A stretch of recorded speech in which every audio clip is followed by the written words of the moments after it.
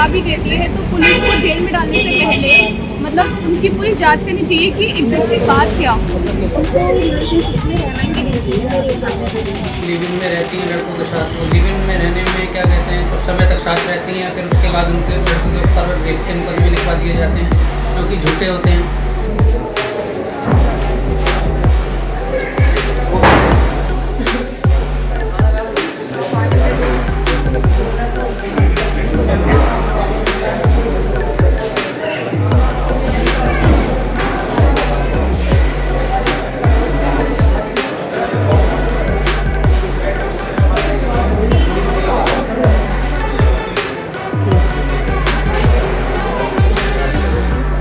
मेरा ही पैसा था, मैं पैसे लेने गया पर गलती ये थी, मैंने शराब पी ली। वो लड़की की माँ मेरे साथ शराब पीती थी, लड़की मेरे साथ शराब पीती थी, सब कुछ करते थे। लड़की मेरे साथ गलत चलना था। पैसे मांगे थे उसने? मेरे ही पैसे आए थे, उनकी बहन की शादी में मैंने टेंट वेंट लगवाया था। क्या बलात्कार सिर्फ महिलाओं का होता है या पुरुषों का भी बलात्कार होता है? क्या बलात्कार सहमति से भी होता है, रेप सहमति से? आज इसी मुद्दे पर हम बात करेंगे। नमस्कार, मैं हूं आलोक और कड़वा सच में आपका स्वागत करता हूं। आज भारत आजादी के 75 साल का जश्न मनाता है और फिर भी देश की महिलाओं को नेग्लेक्ट किया जाता है और वे वास्तव में स्वतंत्र नहीं है। बलात्कार अपने आप में महिलाओं के लिए एक अपराध है, उसकी गरिमा और स्वाभिमान का उल्लंघन है। बलात्कार सामाजिक परिवर्तन की कई कारकों का एडवर्स इफेक्ट भी है। बलात्कार के कई कारण होते हैं, जैसे समाज में लिंग भेद आदि। बलात्कार क्लियर सेंस में एक गैरकानूनी यौन गतिविधि के रूप में और पीड़ित की सहमति के बिना समझा जा सकता है। भारत में बलात्कार एक बहुत बड़ी समस्या है। बलात्कार एक सामाजिक समस्या है जो लंबे समय से अस्तित्व में है। डिक्शनरी में बलात्कार की परिभाषा एक महिला का रेविशिंग या दुर्व्यवहार है। हालांकि न केवल एक महिला बल्कि एक पुरुष भी अपराधियों द्वारा इस तरीके के हिंसक कार्य का शिकार हो सकते हैं। ऐसी घटनाओं के कारण व्यक्ति को आघात पहुंचता है और किसी व्यक्ति के लिए इस तरीके के आघात से उबरना चुनौतीपूर्ण भी हो सकता है। जब हम बलात्कार के आंकड़ों का विश्लेषण करते हैं तो देश भर में हर घंटे 88 बलात्कार के मामले सामने आ रहे हैं। 2019 में राष्ट्रीय अपराध रिकॉर्ड ब्यूरो ने भारत में यौन उत्पीड़न के 4 लाख से अधिक मामलों की सूचना दी है। ये केवल रिपोर्ट किए गए मामले हैं। जब हम गैर रिपोर्ट किए गए मामलों के बारे में बात करते हैं तो डेटा और भी चौंकाने वाला है, जिससे हमारा देश दुनिया में महिलाओं के सबसे असुरक्षित जगह बन जाता है। आजकल मीडिया बलात्कार की खबरों को भरा पड़ा है। भारत में बलात्कार यानी कि महिलाओं की मर्जी के बिना संभोग, लेकिन विश्लेषण करने पर पता चलता है कि ज्यादातर बलात्कार झूठे होते हैं। सामान्यतः कोई भी पुरुष बिना किसी महिला की सहमति के सेक्स नहीं कर सकता, पर कभी कभी महिला अपनी स्वार्थ सिद्धि के लिए पकड़े जाने के डर, पैसे के लिए या संपत्ति हथियाने के लिए सहमति से सेक्स करने को झूठे रेप केस बना देती है। बलात्कार कानून के हिसाब से महिला सच्ची, अबला और पवित्र मानी जाती है, चाहे वो बिना शादी के सेक्स की वकालत करने वाली हो या खुलेआम जिप्स खरीदने वाली हो, जबकि पुरुष को अत्याचारी और बलात्कारी माना जाता है। इस कानून के अनुसार पुरुष को अपनी बेगुनाही साबित करनी होती है, जबकि महिला का सिर्फ मौखिक कथन ही काफी है। महिला की झूठी शिकायत पर पुरुष को बलात्कारी बना दिया जाता है। महिला सच बोलती है या झूठ, कोई जांच नहीं की जाती। महिला का नाम व पहचान छुपाया जाता है, वह उसकी सुरक्षा और हितकारी राशि मिलती है और उसके आरोप को सच माना जाता है। पुरुष को जेल हो जाती है, उसे जमानत नहीं मिलती, उसका कैरियर खत्म हो जाता है, समाज में बेवजह बदनाम हो जाता है। आपको क्या लगता है जब लड़की पे इल्जाम लगाती है इस तरीके से, तो इसमें गलती किसकी होती है, लड़की की या लड़की की, या उसके बाद क्या होना चाहिए जब इल्जाम लग जाता है? पहले तो उन दोनों को मतलब बैठ के आराम से बात करने की थी और जब इंसान को लगा भी देती है तो पुलिस को जेल में डालने से पहले मतलब उनकी पूरी जांच करनी चाहिए कि एग्जैक्टली बात क्या, उसके बाद ही कोई कदम उठाना चाहिए। तो इसका तो आत्मसम्मान फॉल्ट है ना, क्योंकि कुछ लड़कियाँ इसका फ़ायदा उठा देती हैं, क्योंकि 370 धारा लग जाती है। तो इस पर आपका क्या कहना है, कैसे क्या करना चाहिए जनरेशन की सब चीज़ें चलती हैं?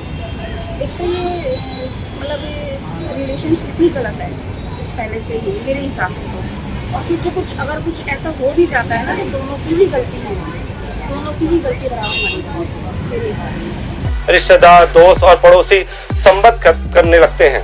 सारा समाज उस पुरुष से और उसके परिवार से नफरत करने लगता है। पुरुष का और उसके परिवार का मानसिक, सामाजिक, आर्थिक, शारीरिक आदि रूप से बलात्कार हो जाता है। हर महिला अपने बाप, भाई, बेटे को बलात्कारी नहीं मानती, बाकी सब उसकी नजर में बलात्कारी हैं। और अगर आरोप झूठा निकलता है तो भी महिलाओं को कोई सजा नहीं होती। अगर ऐसे ही कानून बनते रहे तो पुरुष बलात्कार कानून के शिकार बनते रहेंगे। मीडिया को ऐसी खबरें बहुत भाती हैं और बिना सोचे समझे उस खबर को दिखा देते हैं और ये भी नहीं सोचते कि सच क्या है। नया बलात्कार कानून 16 दिसंबर 2012 के बाद सरकार ने रिटायर्ड जस्टिस JS वर्मा की अध्यक्षता में एक कमेटी का गठन किया, जिन्होंने एक नया बलात्कार कानून किया। इस विधेयक के जरिए भारतीय दंड संहिता, आपराधिक प्रक्रिया सहित भारतीय साक्ष्य अधिनियम तथा यौन अपराधों से बच्चों की सुरक्षा अधिनियम में संशोधन किए गए हैं, जिसे आपराधिक कानून अधिनियम 2013 के नाम से जाना जाता है। इस कानून में बलात्कार के अलावा एसिड अटैक, पीछा करने, घूर कर देखने को गैर जमानती अपराध घोषित किया गया है। वकील साहब ये बताइए, जो आजकल 76 लगती है, 376 रेप की धारा, उसके अंदर जो लड़कियां हैं, जो महिलाएं हैं, उसका गलत इस्तेमाल भी कर रही हैं, तो आपके पास ऐसे कितने गलत केस आते हैं और आप थोड़ा सा प्रकाश डालिए। नहीं, काफ़ी आते हैं। लड़कियां आजकल जो है लिव इन में रहती हैं लड़कों के साथ। वो लिव इन में रहने में क्या कहते हैं, कुछ समय तक साथ रहती हैं, फिर उसके बाद उनके लड़कों के ऊपर रेप के मुकदमे लिखवा दिए जाते हैं जो कि झूठे होते हैं।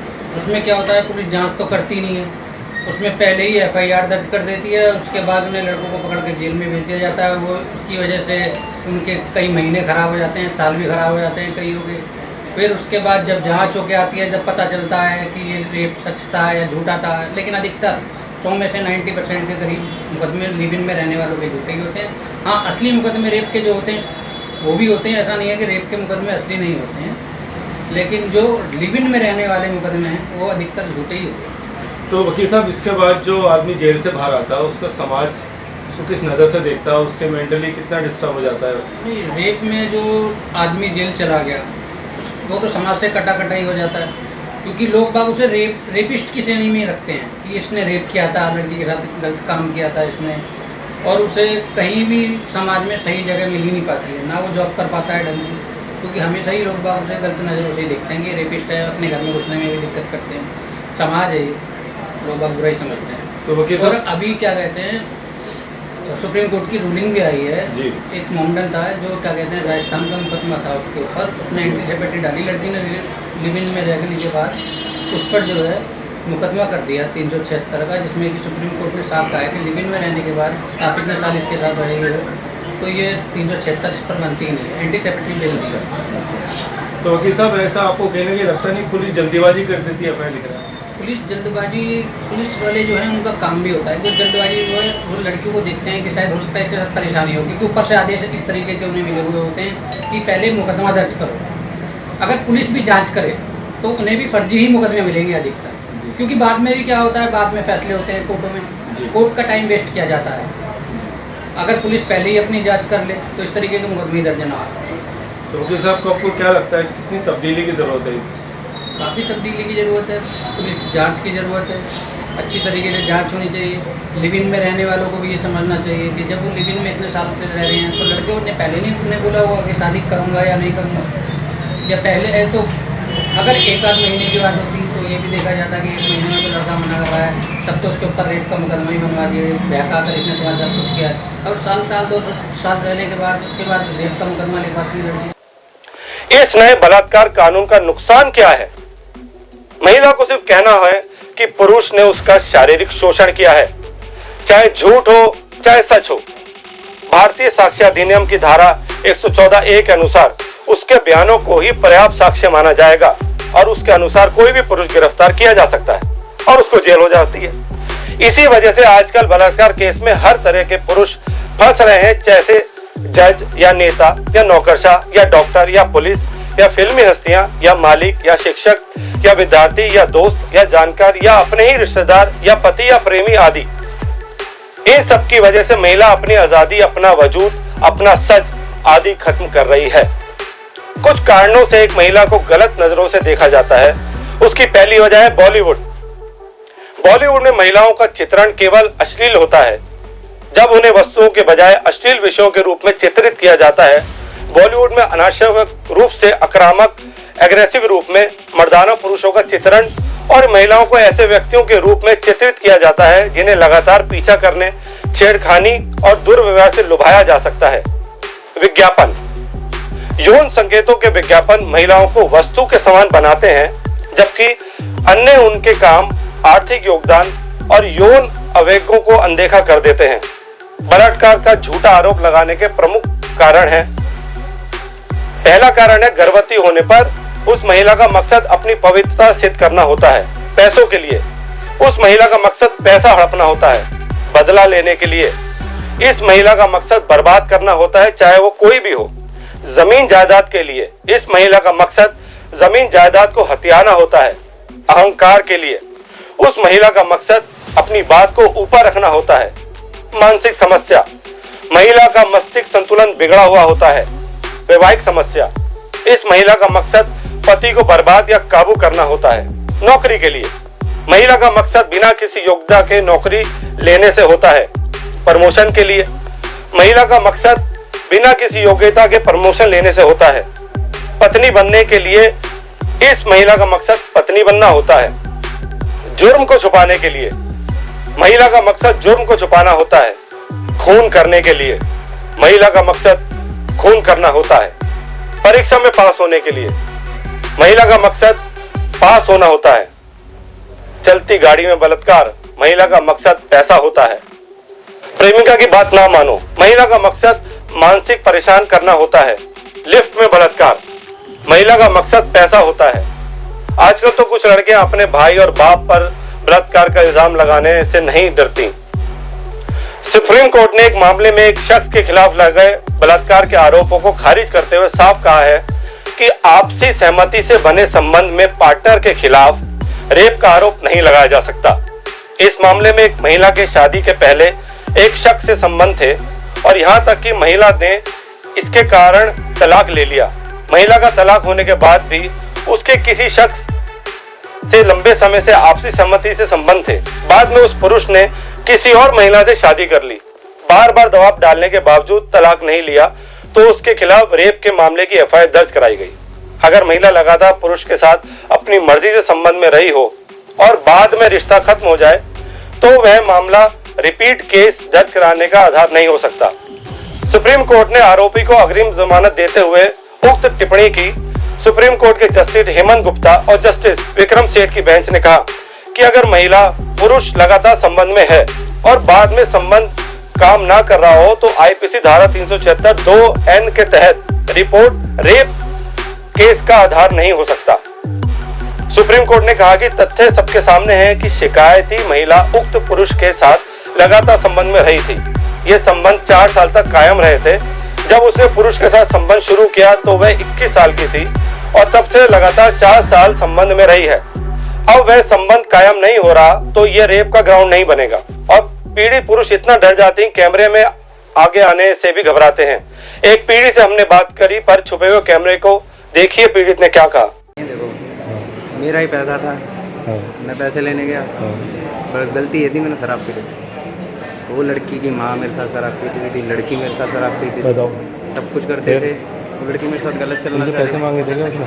मेरे ही पैसे आते, उनकी बहन की शादी में मैंने टेंट वेंट लगवाया था। 30,000 रुपये रह रहे थे। मैंने बोला 3 महीने बाद दे दें। करते करते 3 महीने से 4 महीने हो गए। मैं जाता था आंटी पैसे, आज मम्मी नहीं है, पापा नहीं है, भैया नहीं है, ऐसे 2 भाई हैं, दोनों गंजेड़ी टेंट पर ये लोग रहते हैं। बलात्कार के झूठे केस से कैसे बचें? उस महिला से संबंध ना रखें जो शादीशुदा हो। उस महिला से संबंध ना रखें जो पति से अलग रहती हो। उस महिला से संबंध ना रखें जो तलाकशुदा हो। उस महिला से संबंध ना रखें जो किसी की प्रेमिका हो। उस महिला से संबंध ना रखें जो अकेली रहती हो।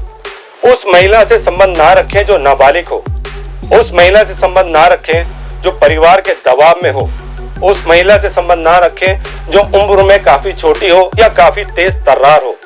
उस महिला से संबंध ना रखें जो आपसे उम्र में काफी बड़ी हो। कभी भी अकेली महिला को कमरा किराए पर ना दे और ना ले। कभी भी अकेली महिला को ट्यूशन ना पढ़ाए और ना ही उससे पढ़े। कभी भी अकेली महिला को लिफ्ट ना दे और ना ले।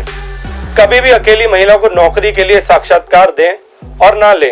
हम महिलाओं के खिलाफ नहीं है परंतु उन महिलाओं के खिलाफ हैं जो इस कानून का गलत इस्तेमाल कर रही हैं। हम सरकार से यही कहना चाहते हैं कि इस रेप की धारा में कुछ बदलाव की जरूरत है ताकि कानून पर से लोगों का विश्वास खत्म ना हो। धन्यवाद। कड़वा सच में अगले एपिसोड में फिर मुलाकात होगी और ज्यादा खबरों के लिए देखते रहिए वी नेशन न्यूज।